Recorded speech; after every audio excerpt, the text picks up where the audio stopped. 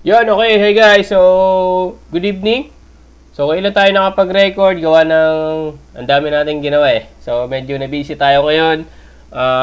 Yun. Ngayon, update tayo sa setup natin kanina umaga. So ano ba yung sabi natin kanina umaga? 'Di ba sabi natin, once na magkaroon ng retest dito sa demand, doon tayo mag-entry. So nagkaroon ng retest, doon tayo nag-entry. So reminder so hindi ako totally trade dito Kumbaga, nagpa-practice tayo dito nung setup natin. So, kumbaga, hindi tayo nag-trade dito. Hindi ako nag-trade dito. Kumbaga, pinapractice ko yung magandang spot. Magandang spot nung supply and demand. Kung magkakaroon ka ng magandang spot sa demand, so, ayun yung papracticein natin. Kumbaga, kung paano pumasok sa magandang spot. Then, paano lumabas sa pangit na spot. So, yun. Kung titingnan nyo, kung nag-entry tayo dito sa 113, di ba? So, currently market 114. So, umangat siya hanggang 114,300. So, imposibleng hindi ka naka 20% dyan. So, ang diskarte na ginagawa ko lagi, so kung nag-trade ako, ROI ko na is 30%. So, mag-adjust ako na stop loss ko to 20% profit. So, kung bumaba man, bumalik ulit dun sa entry natin, at least meron tayong 20% profit. So, paano kapag na-hit yung 20% profit mo? So, it's okay pa din, di ba? Ang minsan kasi nangyari, paano kapag na-hit yung 20% stop loss mo tapos biglang lumipad? So, ano yung mararamdaman mo? So, dapat, ano ka pa rin? Kumbaga, happy ka pa rin dun sa profit mo. So, depende sa traders talaga. Depende sa diskarte. Kasi, ano pipiliin mo? Break even, stop loss ka na talo, or stop loss ka na panalo. So, di ba, mas pipiliin mo pa rin yung stop loss na may panalo. Kumbaga, 20% profit, panalo ka pa din. Di ba? So, yun yung yung gagawin nating practice dito. So, this is a practice or kumbaga demo setup natin. So currently market is 114. So kung nag-entry tayo ng 113, tapos kung kahit magka 20 times leverage ka dito or 30, pwede kasi BTC to. So mataas yung yung price niya. So hindi ka agad medyo malalim pa din yung kumbaga malalim pa din yung kung stop loss mo 30%, so malalim pa din yun. Kung ang leverage mo is 20 times 20 lang, tsaka or 30. So, yun. Ang possible na kunin nito is itong supply natin dito sa taas. So, ano ba yung supply natin dito sa taas? Itong 114,700 and 115,500. So, ito yung first TP natin. First TP natin, so the goal is if the price or your ROI umangat ng 30%, ang goal ko lagi na papraktisin is i-angat ko yung stop loss ko to 20%. Para at least, di ba, meron akong 20%. So, hindi pa rin ako talo. Good trade pa din. So, ang diskarte lang dyan, mababang leverage plus high margin. So, hindi ka pa rin talo. No? Kung mag-high margin ka tapos low leverage, so, hindi ka pa rin talo doon. Kasi, 20% kung mataas yung margin mo, malaki pa rin yun, di ba? So, depende sa timpla na gagawin nyo. Kung paano yung timpla nyo. Kasi, iba-iba tayo ng timpla pagdating sa sizing and leverage. So, ang target nito, kung dire-diretso, ito, yung first supply. And then, yung second supply natin is 118K to 118.5. So, ito yung second supply. So, kung magkakaroon ng dire-diretsong momentum, possible, balikan itong pinaka-supply sa taas. Yung 123 and 124. So, ano sa tingin nyo? tama ba tong setup natin kay BTC? Pero kung titignan nyo, maganda yung pasok natin. No? Maganda yung pasok natin. So, kung mag-i-scalping ka, maganda yun. Mataas ka leverage. So, depende kasi yan eh. Depende sa traders. No? So, yun yung setup natin kay BTC, no? Medyo maganda yung pasok natin dito. Pero kung papansinin nyo, nagkakaroon ng momentum yung pakonti-konti yung seller, pinupush pababa yung market. So, umangat siya eh. Oh. So, ano sa tingin nyo yung magiging sunod na move dito ni BTC? So, ayan yung ano natin Ayan yung ano natin kay BTC. Setup natin. So, kung may hit niya yung first TP, so, ang next target is ito. Itong 180. Kung may hit niya yan, basagin. Ang next is 123 through 124. So, yun. Balikan natin to bukas sa umaga. Mag-record ulit tayo bukas. Check natin kung ano yung status nito. So, ngayon, ano bang status na nung mga ibang coin? So, kung titignan nyo, ETH, bumalik ng 4.2. So, yun. Ganda rin nung ano natin dito. Guhit natin sa demand. So, kung titignan nyo, kung nag-long tayo dito, practice, di ba? Kung nag-long tayo dito, tapos, ito lang yung risk natin below dito. Ang next target natin talaga is ito. Itong demand na yan. Ay, itong supply natin sa taas. So, yan. So, kung titignan nyo, almost hit na yung yung profit. Pero kung titignan nyo, yung mga supply and demand natin, maganda. Maganda siyang gamitin for entry. So, kung nag-trade tayo dito, pumasok tayo ng 4K, almost, 4K. So, ngayon, umangat yung market hanggang 4.3.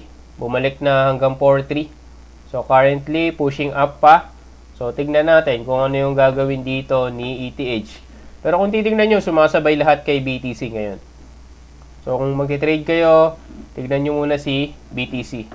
So, nasa 4-hour time frame tayo. Tignan natin sa 1 hour. So, yun. Meron kasing demand dito sa taas. Ay, supply. So, ito yung supply natin sa taas.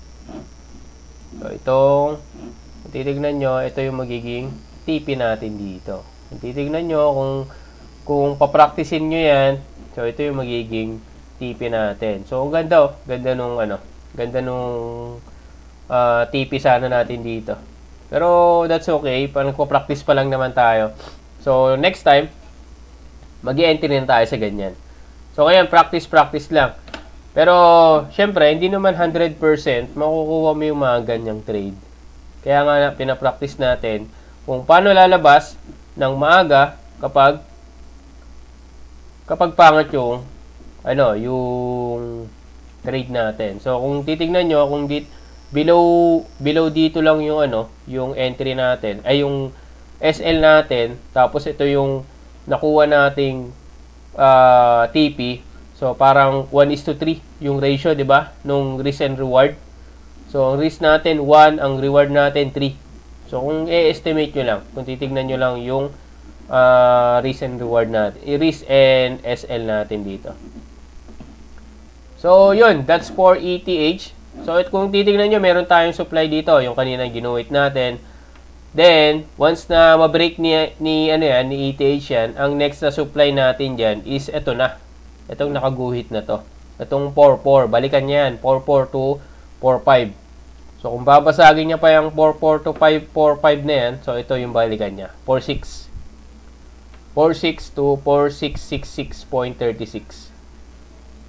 So, tingnan natin bukas. So, kung ano yung magiging galaw ni ETH. Pero kung papansinin nyo, sabay-sabay sila, pare-parehas tong galaw.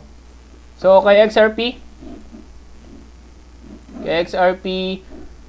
kung titignan nyo sa 4-hour time frame, meron tayong dito, demand dito sa baba. Tapos, ito yung supply natin. Ito, invalid na to. Ang magiging supply natin dyan is ito. Ito yung magiging supply natin dyan. So, kung nag-long tayo dito, ang risk lang natin is below dito. Pwede naman sakto lang dito or below dito konti. Tapos, ang next target is ito. So, kung titignan nyo, parang 1:2. Kung titignan nyo, 1:2. 1 yung risk. Ang reward mo is, 1.82. So, almost parang 2. Diba? So, gawin natin 2. 1:2. Yan. Yan. Ito, yung ratio.